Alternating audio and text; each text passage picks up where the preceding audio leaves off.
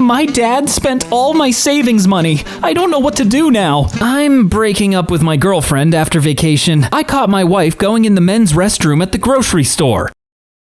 Me and my wife were at the store, and I was only going to get 4 or 5 things there, and my wife told me she had to go use the bathroom, and I couldn't find what I was looking for, so I was going to wait outside the bathroom for her to come out. And on my way there, I saw her coming out of men's bathroom. I covered my mouth in shock, and I asked her, "Why were you in the men's bathroom for?" And she told me she went in to lock all the stalls. I said, "Why would you do that for?" And right before she answered, this guy who also saw her when he was taking his son to the bathroom, he came out and asked her if he did anything to the stalls, because they were all locked, and she said no. Then he went to go get a manager to come and look. Then my wife rushed me out of the store and into the car. I asked her why did he do that, and he said that she did it when he was younger and wanted to do it again. Now, be aware that 31 and she's 28. This is something that a 10-year-old would do. I am so lost on what happened here because I guess you were just that mad you couldn't figure out the pronouns for your storytelling. Both your wife and your typing skills need intense therapy. I'm not that bad with basic comprehension, but I had trouble understanding the whole story, TBH. I'm so glad I'm not the only one feeling. I don't even know what happened in the story still. I thought she had to piss. I've ran to the men's room to pee before, and I've seen men come to the women's just to pee. This took a turn. Is she okay? So, at first, I was gonna say, oh, maybe the woman's side was all occupied and she couldn't wait, because I've totally used the men's bathroom in those situations before. But then, she was just going in to lock all the stalls? This was a prank? Yeah, really hard to read the motive on this one.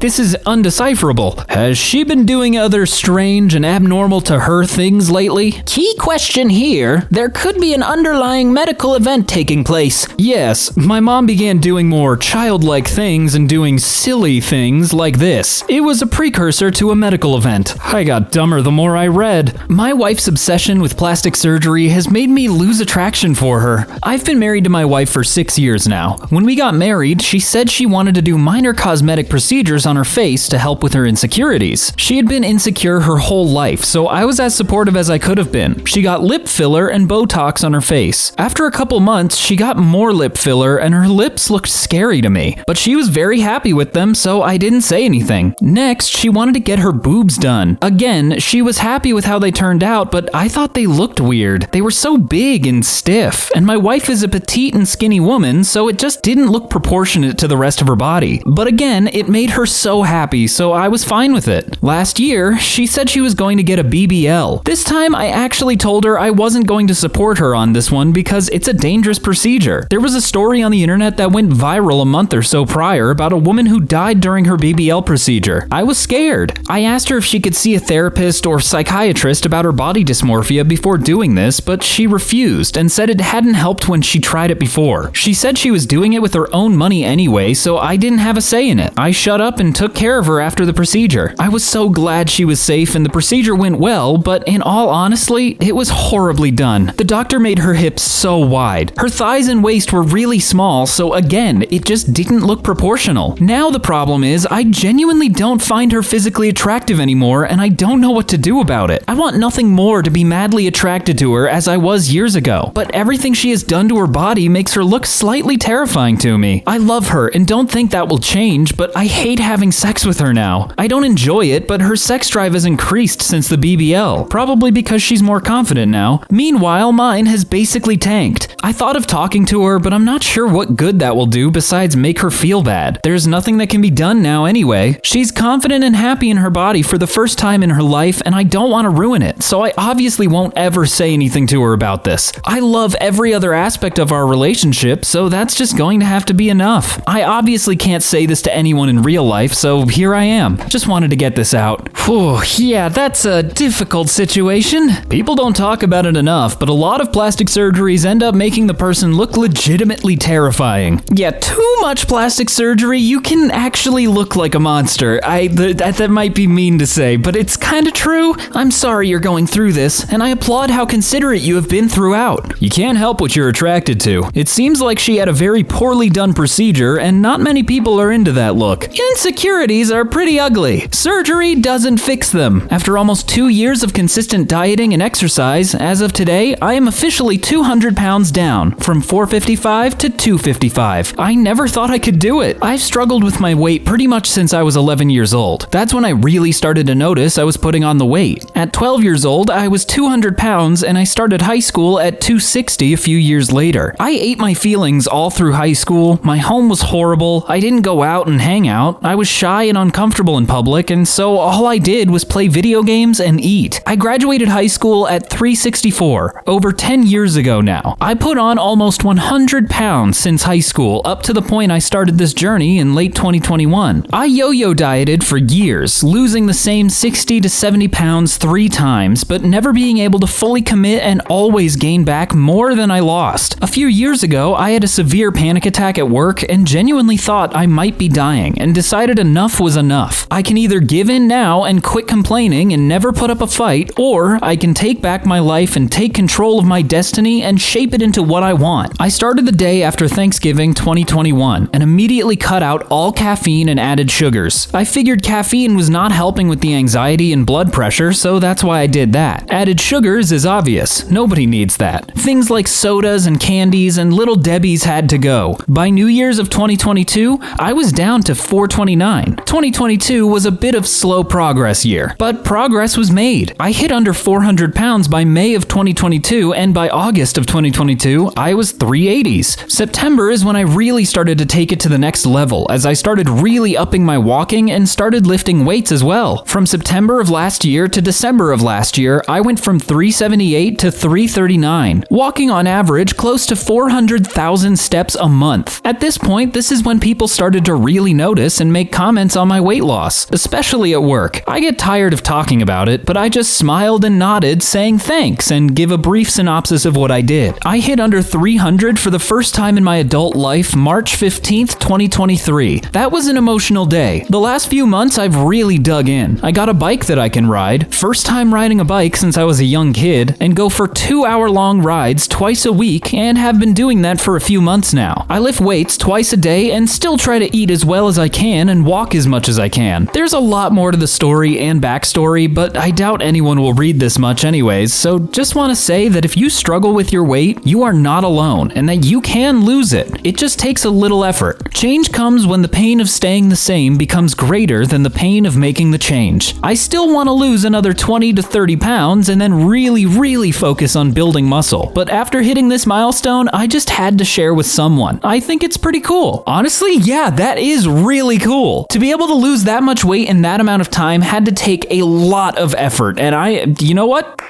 Proud of you. I am so proud of you. This is coming from someone who has struggled with food and yo-yoed with weight for 18 years. You are an inspiration. Congratulations. You've lost a whole other person worth of weight. That is a huge accomplishment, and you should be proud of yourself. Keep up the good work. Brother, I've never met you, but I'm sitting here scrolling through Reddit and your post has me beaming. Keep killing it, man. You're doing great. It is pretty cool. You've done really well and should be proud of your accomplishments. It's a big positive change in your life, and it's a big boost not just to your overall well-being, but also your willpower and resolve in doing the tasks you set your mind to. That will really help you through life's trials. Asked out a woman, and she looked horrified while rejecting me. I've had confidence issues due to being really overweight, and I've had weight issues where I would bounce between skinny and fat over a few months. I finally got it under control where I'm at a healthy weight, bigger than I'd like, but not anorexic anymore, which is good. I went and got my long, straggly, bad hair cut shorter than I'd like, but hey, ho. I don't know this woman, but I've seen her in the same places I'd go. I've made a few jokes here and there she's laughed at when we'd talk briefly. This morning, I went up to her, smiled, and just asked for her number, thinking that, yeah, worst that happens is she says no. Been rejected a million times before, no big deal. But her reaction, her eyes widened. She put her left hand up to block herself almost. She was acting like I was gonna explode and attack her, when I simply said, yeah, I'll all good. Just thought I'd ask. With a smile, she immediately exhaled and got more relaxed, and I just walked away.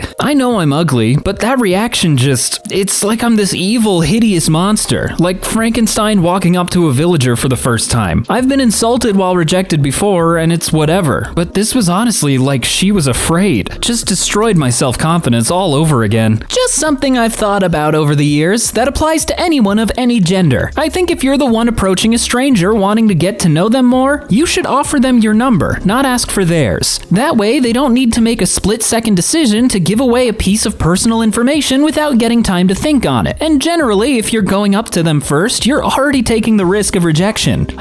That actually makes a lot of sense, to give your number instead of demand it from the person that you're just kind of walking up to. Gives the other person some time to think it over in case they might not actually want to talk to you. Don't take it too personally. Her reaction to me sounds like she's had some bad experiences in the past by men not taking no for an answer. I hope OP is reading all these comments and taking them in. I hate to imagine them laying awake stewing about this when it's really probably not at all about them. I bet you her reaction is because men have blown up at her when she rejected them before, making her feel unsafe. I would bet cash that if you approached her as you said and reacted as you said, this isn't about you or your looks at all. She could be in a relationship, a lesbian, whatever. Her reaction sounds like it was of self-defense rather than horrified someone like you asked her out. Self-confidence issues suck, but I have to tell you, and I mean this positively and sincerely, it's not always about you. You see these big fatties out here in relationships, I'm one of them, truly unattractive people in relationships, having one-night stands. Looks matter, sure, but you'd be surprised about how not a big deal looks are and what a big deal self-confidence is. I think I get what you're saying. The one-night stand bit threw me off, so I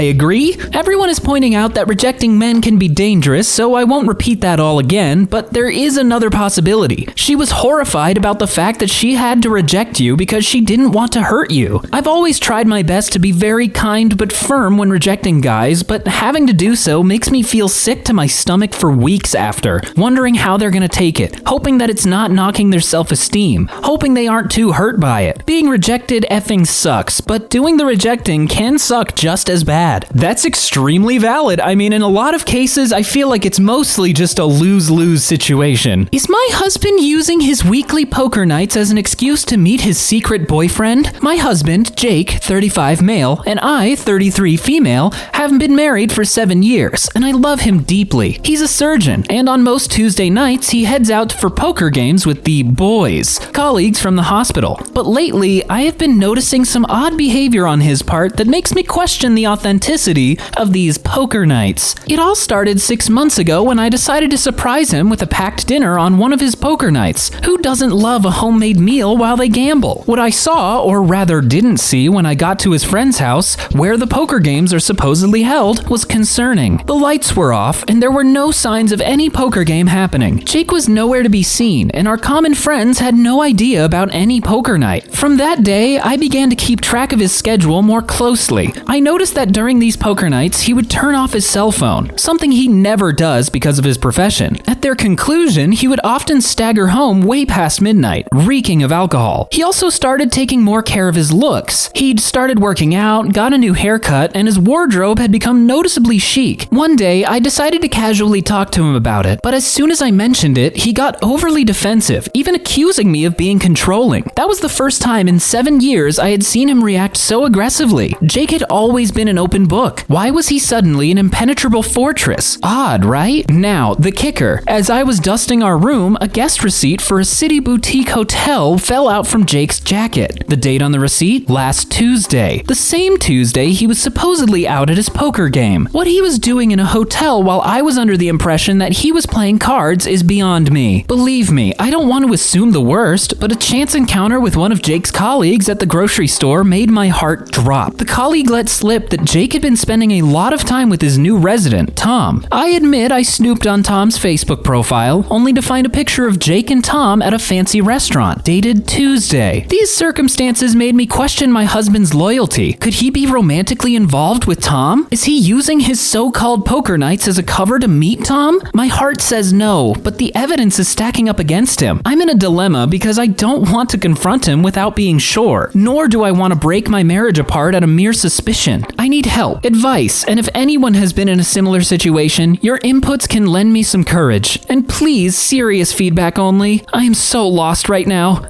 Oh my god, this one's kind of juicy. I'm sorry that's happening to you, obviously, but god, the drama of it. A surgeon with a social life was the first red flag, to be fair. Hire a private investigator. I like where your head's at, but if the husband finds out that she hired a PI to follow him, he's gonna be even more suspicious of her. This reads like another creative writing exercise, like much of the stuff here. It's like a Lifetime Channel movie meets Brokeback Mountain. Okay, and I'm still invested. Get out of here. This is fake. Who just shows up to a poker night with dinner for their husband? And what about the other 6 or so guys? Come on, you don't have receipts falling out of your jacket pockets every time you dust your bedroom? And please, serious feedback only. I'm so lost right now. I'm dead serious about what I'm about to write. Your fiction writing is corny, outdated, and cheesy.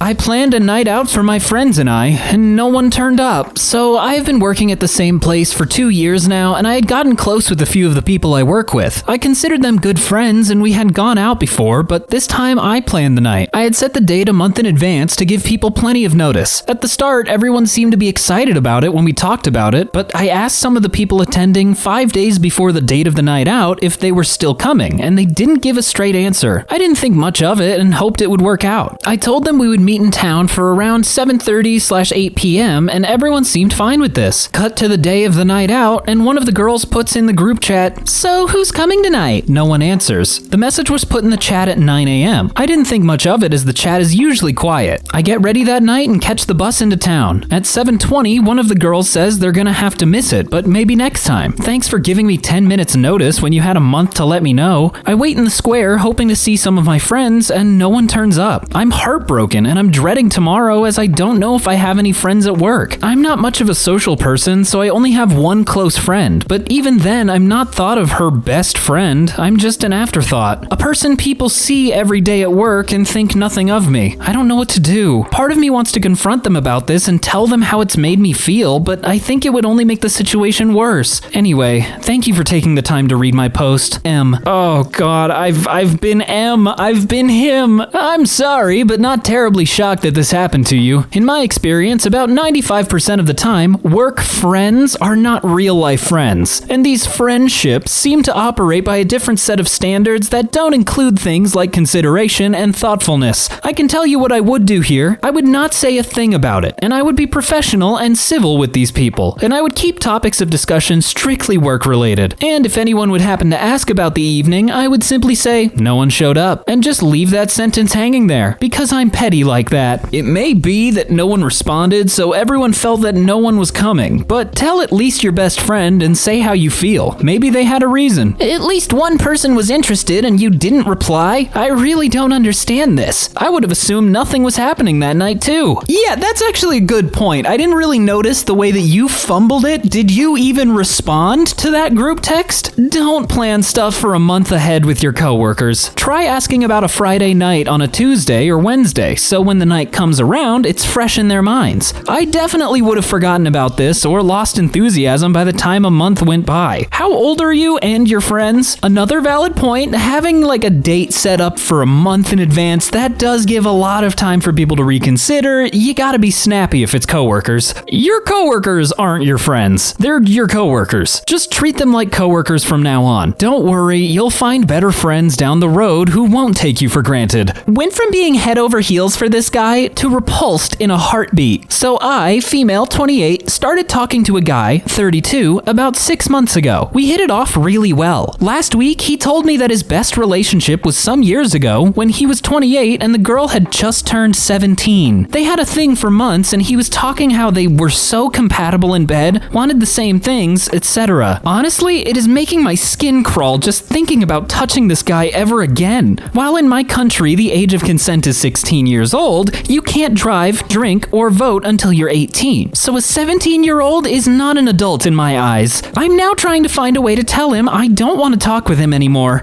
I don't even want to see him ever again. As someone who was manipulated and used by an older guy when I was 17, I worry this girl was put through the same stuff I was. Don't have anyone I could say this to, so just wrote it here to get it off my chest. Holy yikes, yeah, that's completely valid to never want to speak to this guy.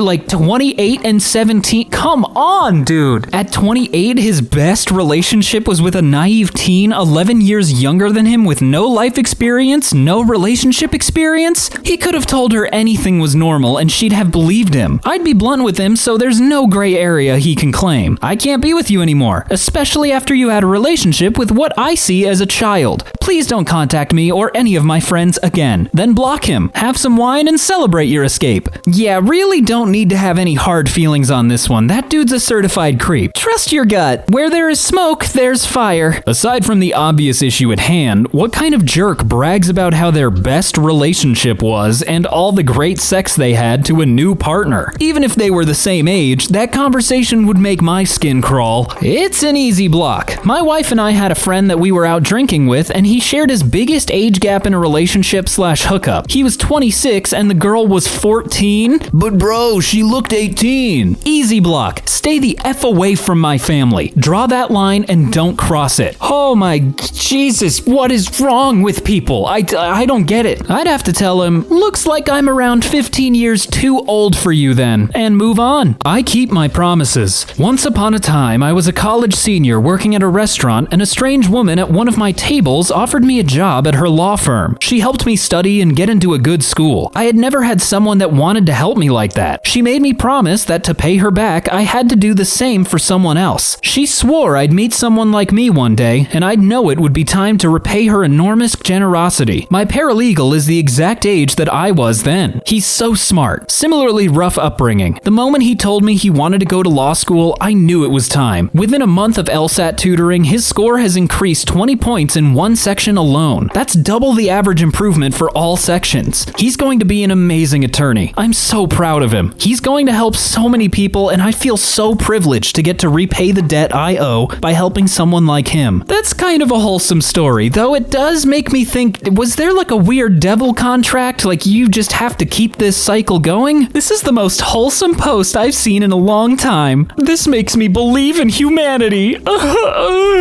Great job, OP. Make sure he is aware of the story after he passes the LSAT and tell him to do the same. He knows. He asked why I was helping him, so I told him. It feels amazing to receive help. Even better to give it back. Aw, this wholesome. Faith in humanity restored. I'm breaking up with my girlfriend after vacation. I, 27 male, am going to break up with my girlfriend, 35 female, when we get home from vacation. We've been dating for 3 years and moved to a new state together, but after this weekend, I'm convinced we need to end it. I've been vacationing with my friends from high school for over a decade and consider them my favorite part of being alive. This year, my girlfriend came with us, and she doesn't get along with anyone. In the past, when we've met up, it's always been in her comfort zone, but that's led to me not getting to see everyone as much as I want. This time, we went to a neutral location away from home, and every activity, meal, and person has been a cause for anxiety for her. I know that she has mental health issues, and I try not to hold them against her, but in our day-to-day, I find it exhausting. In our vacation, it's been even worse. I always feel bad for not being able to handle her emotional bandwidth, but since this is a nice place in the mountains and everything has been taken care of for her, I know that the stress is purely from her end, and I can't handle it anymore. She's made us leave the cabin, even though all I've talked about for the past year is wanting to vacation without any splinting of the group. I know that my mental health has deteriorated from last year trying to always please her, but now that I've seen how without everything else in life to excuse the hardship, she still makes me cower under a wave of expectation. I've decided I can't be what she needs. I feel bad for not being able to help her, but everyone sees how she's affected me. Any advice on how to speak to the issue without hurting her, I'd appreciate, but mostly I just needed to make it real over text before I did it in person. Oh yeah, that's a tough situation. I'm so sorry you're dealing with that, or hopefully not anymore, maybe. Nothing is worth more than your mental health and your happiness. You've already done what you could have. Now it's time to take care of yourself, brother. Tell her that this vacation made you realize realize that you're not happy in this relationship anymore. You care about her deeply, but you can't be with her anymore. It's a personal choice whether or not to go into details about why. Personally, I'd keep it at that with no details. It gives less room for discussion and bargaining. Though when I'm the dumpee, having details gives a better understanding and closure. I appreciate this advice. I don't want her to feel like she failed at something, just that we don't mesh how we should. You're completely valid in this breakup. Mental illness is not a reason to make every aspect of your partner's life difficult and unpleasant. It reads akin to a relationship I've recently grown strong enough to break away from. If it's anything like what I've experienced, the vacation that you've detailed is merely an example or tip of the iceberg as to how your whole life has been slowly but surely pulled out of a happy existence into a more controlled hellhole. Run while you can still and don't look back. This part is super tough, but it's got to be done. I've had this issue. It was friendship, not a relationship. I had to walk away. The feeling of relief was mixed with guilt about abandoning my friend. I found out years later that she was the cause of all the bullying I'd received in high school. Don't feel guilty about putting yourself first. As the saying goes, don't set yourself on fire to keep someone else warm. It's okay to say I can't help or handle this and walk away. My dad spent all my savings money. I don't know what to do now. I've been saving money for buying my dream bike. I gave the $60K to my dad because I'm not good with money and I sometimes buy stupid things out of impulse. I told him about what the money is for. He understood and said I'll put it in his bank deposit. Few months later, my mom's birthday came. I never did anything to my parents, so decided to split and give them the savings money. My dream bike can wait. So I called my dad and said my decision. Instead of asking why, he nervously said, I can't, and started telling lies about how he can't withdraw money from the bank and stuff. He said we can talk about this when I reach home. The next day, I head to the bank to check whether the money is there or not. Well, it's not there. There's not even a bank account in my dad's name. I don't know what to do now. Sorry for my bad English. Oh my god, I don't even have words to describe how, mad I would be. Did you ask your father what he did with the money? Your father is very inconsiderate and a toxic parent. I think he has showed you he cannot be trusted with anything. Is he planning on giving you your money back? As a parent myself, I can never imagine betraying my child's trust in me this way. Very unacceptable. He said he'll give my money back in a few days, but I don't know how. I ask him, but he gives confusing answers. He has an affair in the office that no one in my family knows except me. I guess that's where he spent all the money. Oh, good lord, it gets worse! I'm so sorry for the money that you've lost, but next time get a checking account. Not trying to be sarcastic. I'm not good with my money. Yes, you are not. Sounds like it runs in the family. I don't know. If he had $60K to save, he was pretty good with his money. It was the father who was terrible with the money. How did you check his account? OP is in India. Things could possibly be different with their banks. Never, ever have someone else hold on to your money. This was a lesson learned. I'm sorry that this happened to you. You may never see that money again, and if that's the case, you should never see your father again. Yeah, to lose that much money, I still can't. I think I'm gonna pop a vessel. I think I gotta go lay down for a little bit. Thank you all once again for watching. My name is Brandon, and I will speak words at you some other day. Bye.